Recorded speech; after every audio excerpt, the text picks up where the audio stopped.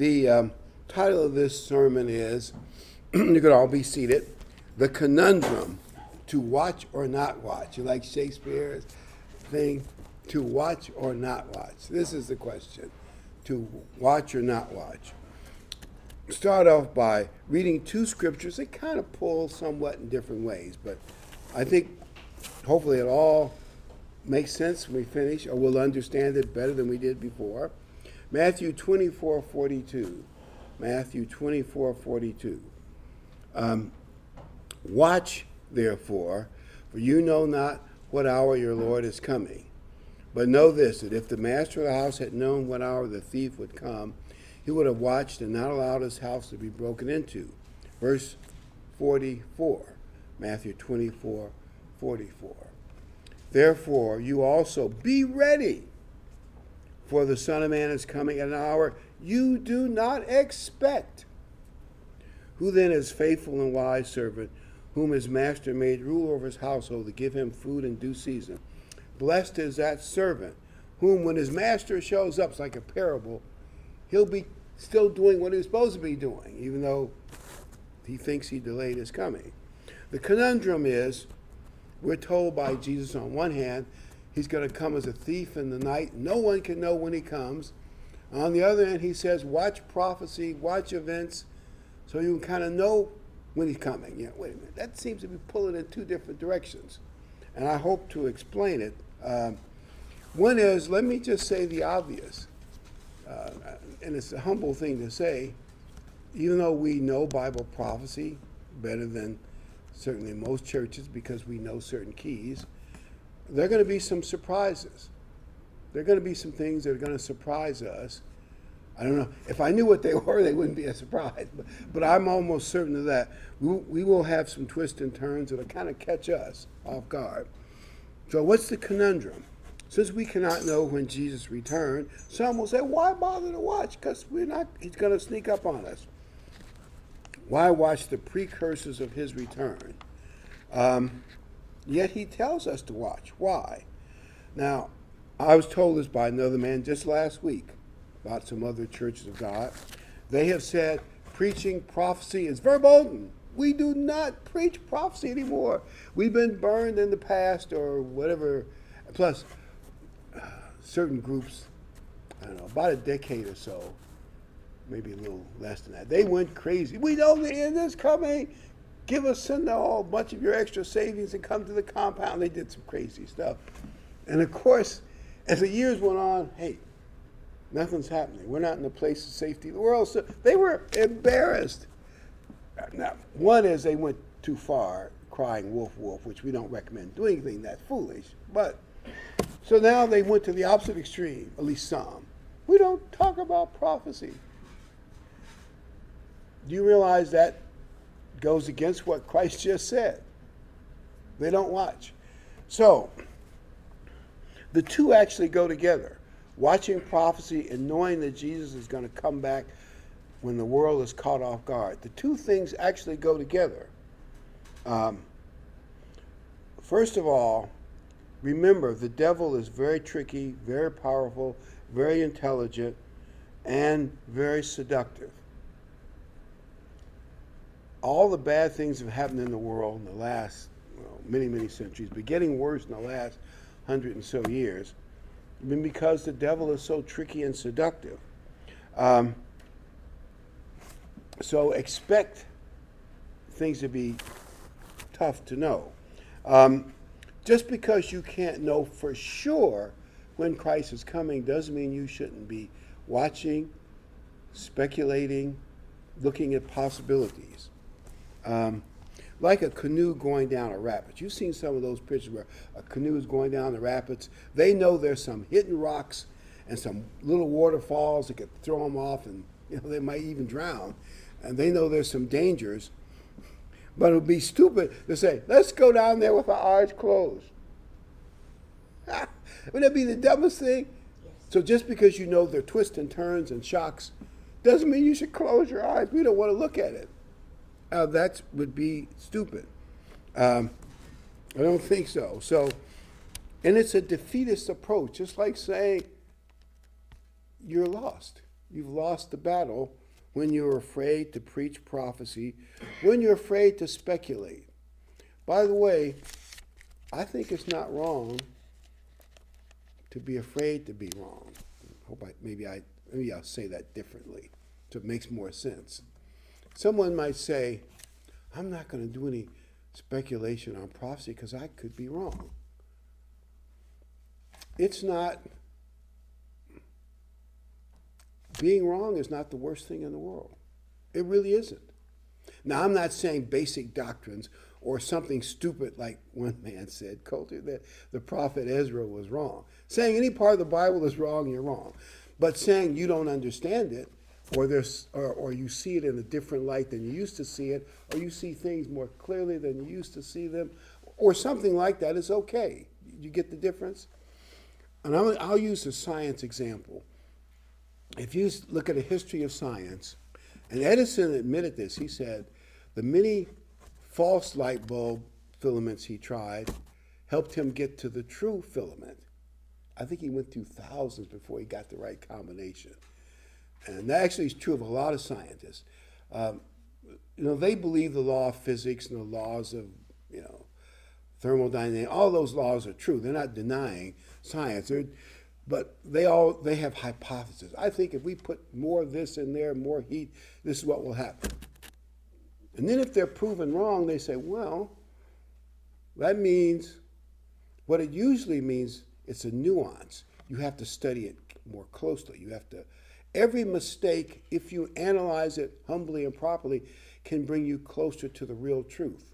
That's how science usually works. And this idea that science is settled, that's kind of, I know Fauci pushed that, and I'm science. What an arrogant statement to make. You know how stupid that is, especially on something new like a new virus. The science is never settled. It'll take them years to fully figure out what a man-made virus with additional functions added by science labs, how it changes the natural things and how it's going to affect our... Anyway, it'll take them years to fully figure that whole thing out. And it's stupid to say it's settled science and we don't want to hear any other theories. No, you need to hear the others. If they're wrong or right, eventually you'll get focused in on the truth. So if we speculate on the third temple, for instance, in prophecy, believe me, like we said last night, when Daniel talked about the abomination of the temple, there was no second temple. And he wrote about it as an end-time event. There was none. Now, maybe he could speculate that there would be a second temple coming, maybe less 20 or 30 years after his death. Maybe he could speculate that, but still, there wasn't one. The fact that there is no temple now, there will be a temple. There are too many Bible prophecies that say so. Now, how and when and why, those are all issues to be discussed. Well, if we debate them and we're wrong, or our timing is off, we'll just learn more. We'll say, well, we didn't get that quite right. Let's watch it. So we shouldn't be afraid to speculate because we might not get it right. If you're humble, you say, I don't have to be right all the time. Who's right all the time? Any scientist, real honest one who's doing cutting-edge research admits a lot of their hypotheses are proven wrong. They learn something from that, hopefully, and then they make a new one until they finally get it right. And the same thing is true with prophecy. Paul, the apostle, certainly he believed in watching prophetic events. And here's what he said. 1 Thessalonians 5, verse 2. 1 Thessalonians 5, verse 2. For you yourselves know perfectly that the day of the Lord so comes as a thief in the night. For when they say peace and safety, then sudden destruction comes upon them, as labor upon a pregnant woman, and they shall not escape. Now what Paul is saying is, and if you read that whole section just before that, he's talking about the return of Christ in chapter 4, and then he goes on more. What he's saying is, even though Christ is going to come as a thief in the night, he's predicting there will be a false peace and safety in the world. Let's just speculate for a minute. Since we said speculation's okay, probably a lot of events are going to happen that look like the end of the world is coming, and bad things are coming, and you get this giant empire in Europe. The Holy Roman Empire is back, and you got a super pope or whatever his title is, and a super king, super dictator, the beast, and he's in total power, total control of everything, and people are worried. Then suddenly you get, in the Roman Empire, called it Pax Romana, the peace of Rome. Once Rome conquered everything, you didn't have a lot of those little petty wars between states. As a matter of fact, that was their excuse for going into the Middle East. The fighting between the king of the north, the Roman Empire said, oh, this is bad for commerce, this isn't good for society. You all got to stop fighting or we'll come in as peacemakers. They eventually did that and took over. Well, you know the story. It all became part of the Roman Empire. And the world did have peace. Actually, there was a time in the Roman Empire, and it lasted for quite a while, where you could travel from the border of Scotland all the way deep into Eastern Europe, through the Middle East, all across North Africa, Spain, Portugal. That would include a big chunk of the world, and use one currency, the Roman coins, and speak one language, either Latin or Greek. Wouldn't need a passport. You can't even do that today. Even the common market can't do that. So they had peace. He will create a false peace. Commerce will blossom. Now, underneath it, there'll probably be secret labor camps and evil stuff going on, but it'll be on the QT. As far as the general public will know, the world's in peace and prosperity under the benevolence of the great dictator, whatever his title will be. I think of some of the titles that Mussolini took, but whatever title he takes, the man, the leader. I think Hitler and Stalin mean the man of iron, or at least that's one way you could translate the word. But under his leadership, and then all of a sudden, people will forget about those Bible prophecies if they ever knew them that well anyway. And a lot of church people will be lulled.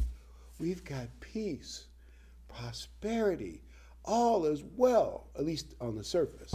And then all of a sudden, things fall apart and horrible things happen. There's even a small parallel of that in World War II.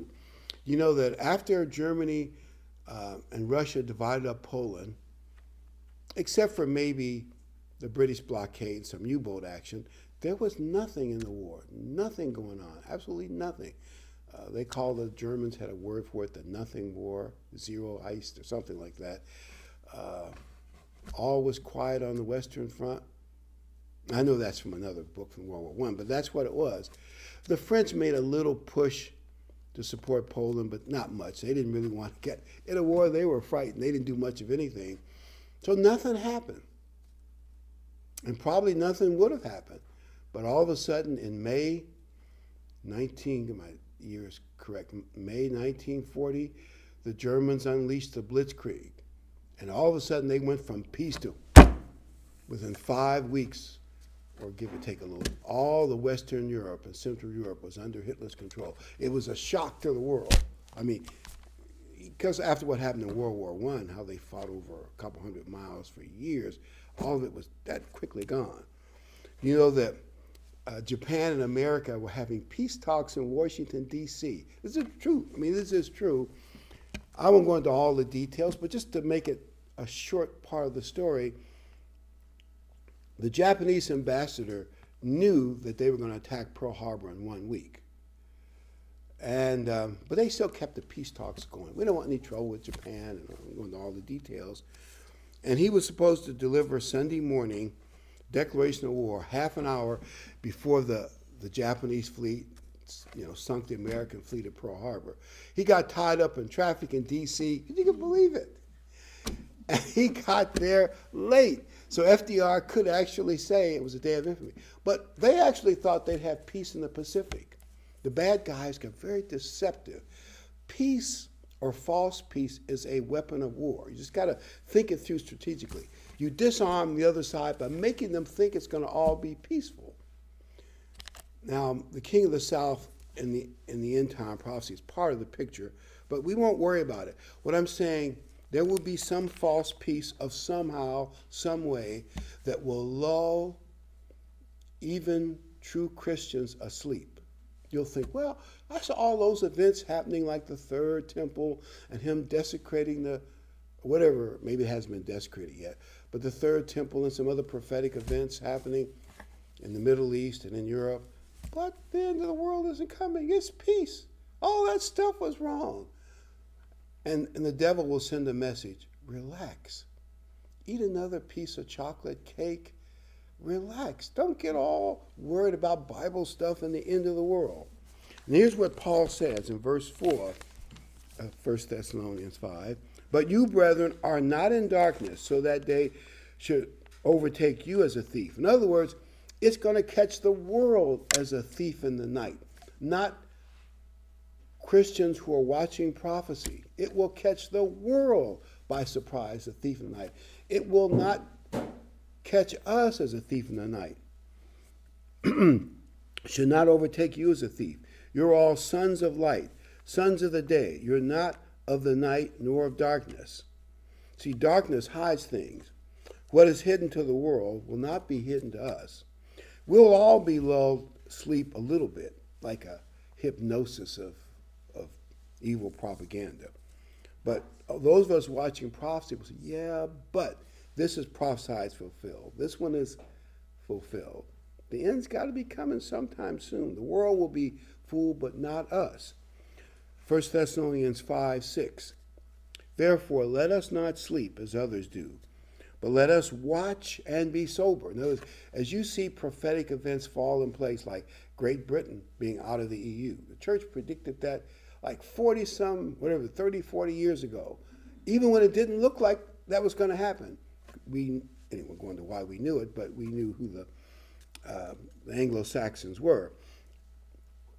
For those who sleep, sleep at night, and those who get drunk are drunk at night. But let us who are of the day, meaning us prophecy-watching Christians, be sober, putting on the breastplate of faith and love and the helmet of hope. We're going to be armored with faith. Faith means you believe in the Bible. You believe in Bible prophecy. Everything written in there is going to happen when it's supposed to happen. Now, we might speculate as to when and the details, but it is going to happen. Just know it. Have faith in it. The Bible is credible.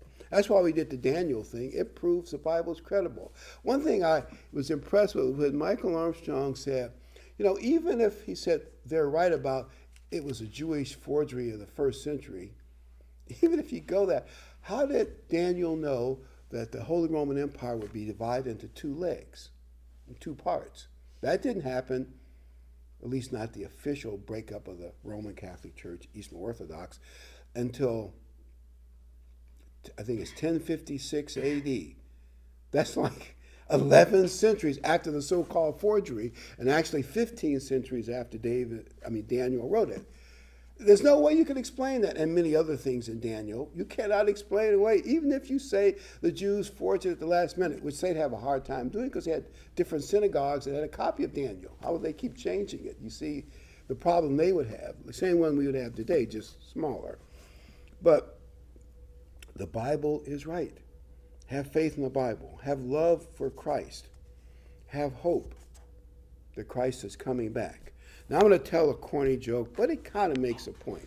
This guy gets a new credit card in the mail. There's a big sticker on it. He peels off the sticker, and the sticker says, to activate this card, call this number. He calls a number, and they say, push button 1, option 1. He pushes option 1, and they tell him press another button to talk to a live operator. He pushes that button. Then a live person says, who answers the phone, says, I'm your credit card activator. Give me the necessary information.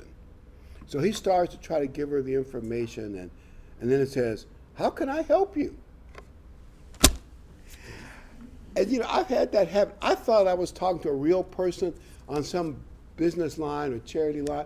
It was an AI. It was simply a computerized voice, but it sounded so real, and they even answer one or two of the obvious questions right. But then if I ask it something I'm not supposed to ask it, then it comes back to, it's like, I didn't expect that. I don't know what to do. You can tell.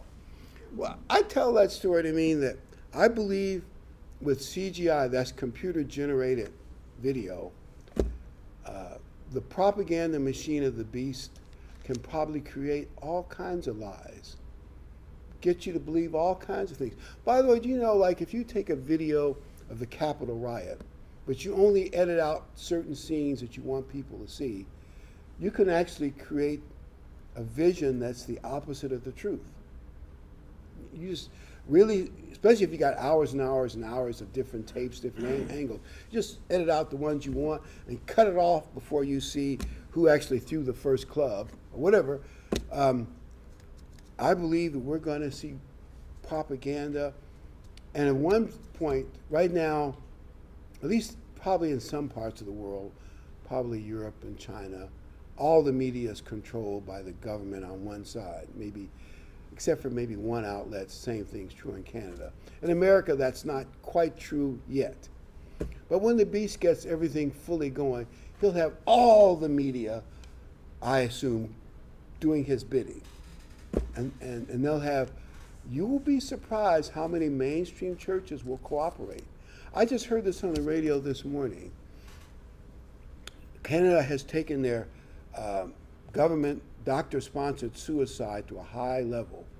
All you have to do is tell the nurse, oh, I feel depressed, I want to die. She can pop in the next hour and they can give you an injection that'll kill you. They now have churches in Canada, I think like it was United, I hope I get it right, the United Church of Canada. I hope I get the name right. But whatever it is, if I said the wrong thing, you'll know I meant to get it right. The United Church of Canada is now having prayers for people that they should utter to make it a positive thing to accept the government's suicide pill or suicide shot. In other words, churches are now cooperating. And someone said this is the end stage of socialized medicine, because socialized medicine is less efficient than, profit medicine. The cost of the service level Canadians get is going down, down, down. So people are depressed. Took me too long to get my new knee. So what they want to do is shorten the line by having people commit suicide. They even have programs where veterans call in about, veterans, their wounds and problems. And they say, well, a better option than pain management is just doctor-assisted suicide. Just go to sleep and forget about it. The Canadian government's pushing that on their own veterans. You know they're going to do that here, don't you? You know that's coming, don't you? Several states, I think Oregon and Washington have already got it. And I think California's working. It's coming. You know it's coming. Here's my point. The beast will have all kinds of ways to deceive people, and churches will support it. I know it's hard to believe. What I call left-wing churches that are part of the establishment will support the beast and the stuff he's going to say. And it will deceive a lot of people. And Paul said, God will allow the world to believe a lie because they do not love the truth. That's what Paul said. They do not love the truth, therefore God will allow them to fall in great delusion. Don't you sense this world does not love the truth? Can't you feel it?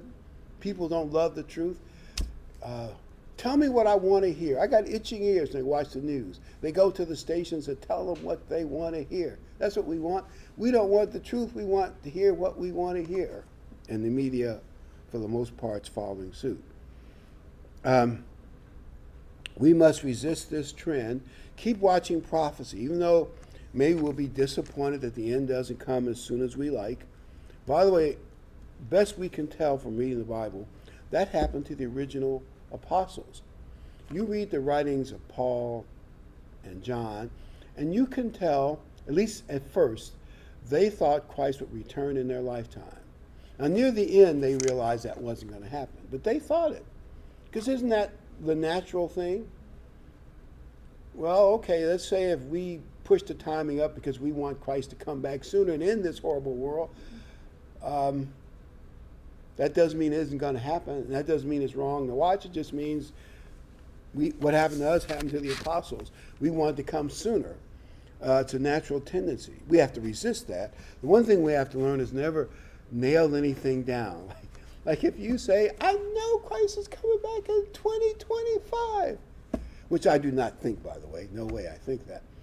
I almost guarantee he won't come back in 2025 because you're publicizing it and saying it. Anyway, but watch the world move closer to the end by watching prophecy from a biblical perspective. It's the antidote to being lulled to sleep. Do not lose hope. Trust in the Bible. Stay positive. Keep on doing the little things that stabilize our faith, like coming to church, coming on our holy days. We got some coming up in the spring, Days of Unleavened Bread. And if you're new, you'll learn all about them in the near future. Do all the little things like try and pray every day, and the little things. Read the Bible every day. Stay faithful. 1 Thessalonians 5:11. Therefore, comfort each other, edify one another, just as you also are doing. So we should come to church together where we can comfort each other, because that's part of the job. If we're encouraging each other, reinforcing each other, edifying, building up each other, that helps a lot. 1 Thessalonians 5:16. Rejoice always. Try to be positive. Pray without ceasing. In everything give thanks. Be thankful. Verse 19. Do not quench the spirit. In other words, don't do things that make God want to take his spirit away from you. Resist, openly fighting with God about stuff. Verse 20. Do not despise prophecies. By the word prophecies here doesn't just mean a sermon on prophecy. It means any sermon, just the way Paul used the word. But it's any sermon, including those on prophecy, of course. But he's saying try to appreciate the sermons and get out of it what you can. You might call it active listening, positive listening, listening to learn. Test all things, hold fast what is good. In other words, he says be thankful, be humble. We can be wrong, but never stop trying to appreciate the Bible, appreciate prophecy, appreciate sermons, hold fast to the truth. A lot of deception, strong delusion is coming. My last set of scriptures, Matthew 25. Let me set this up. In Matthew 25, what you'll see happen is the 10 virgins, and this is right after Christ was asked the question, what will be the signs of my coming? So it's the same sermon, Olivet, sermon on the Mount Olive. Christ then goes into the 10 virgins. And what he says is the 10 virgins all fall asleep. In other words, that Pax Romana, that peace and prosperity, everybody's lulled to sleep to some extent. But some maintain to keep enough spiritual juice that when they realize, whatever big prophetic event happens, maybe the temple is desecrated or the 2 witnesses came back to life or whatever it is, or they're put to death, whatever the prophetic event that shocks them, they know Christ is coming very, very soon, and they're alert and awake and spiritually ready. And the others are still spiritually asleep. They don't have enough spiritual juice. So, and at the end of that parable, here's what Christ says, Matthew 25:11. Afterwards, the other virgins came also saying, Lord, Lord, open to us. But he answered and said, assuredly, I say to you, I do not know you. In other words, you've gotten too far away from God. You let your relationship with God kind of lapse. You've gotten too cold spiritually. See, people think, I can turn on a dime. I could be as worldly and sinful and bad as I want to be. And then at the last second, when I realize Christ is almost here, I can turn on a dime, become spiritual again. You think that, but I wouldn't bet money on it, that you can turn your life around on a dime. Because this prophecy, a parable, indicates a good chunk of the people who should know better aren't able to do it. Christ says, I don't really know you. You haven't been able to, you can't turn on a dime. And then he says, watch. And it means watch prophecy. Watch therefore, for you know not neither the day nor the hour which the Son of Man is coming. In other words, the reason you need to be watchful is because it's going to come on the world as a surprise. And if you're watching, you will not be as surprised as the world. You'll know it's getting close. Maybe you can't always know how close. Keep in touch with Christ. Pray every day. Listen to God's word and good sermons. We'll be better off spiritually. You want to keep a certain spiritual juice going, an oil, as that parable used, because you can't turn on a dime. Those that watch prophecy were stronger than those that did not watch prophecy. Okay. Now we're going to sing one of my favorites. Find it here. Before we eat. It's page 65, Standing on the Promises. But this is sung by a different artist, so it'll sound a little different, but I hope you like it. Okay, so let's stand up and we will sing Standing on the Promises, led by, I think it's called Selah, I believe that's the group, with a female lead. To the final line. So I know that's confused. I like their peppiness, but I guess it isn't fair to you all. I kind of know the song, so I could sing it, but they jump into it. But it's very peppy and nice, isn't it? It's too peppy, right? Okay. I won't sing that one again. Okay, let's bow our heads. Thank you, Father, for the good food. Thank you for the fellowship. Thank you for the cooks that made the food. And bless our fellowship. We ask all this in Jesus Christ's name. Amen. Amen.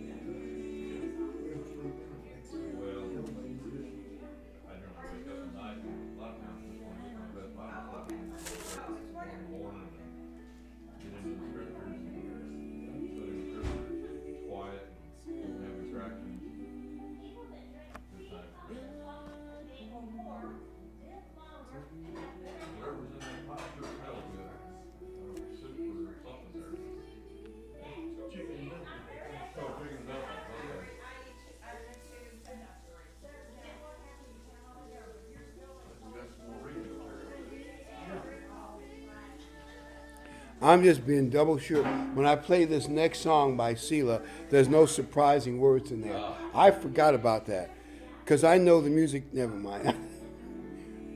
I like their singing, though. It's beautiful, isn't it? I know. Sorry about that.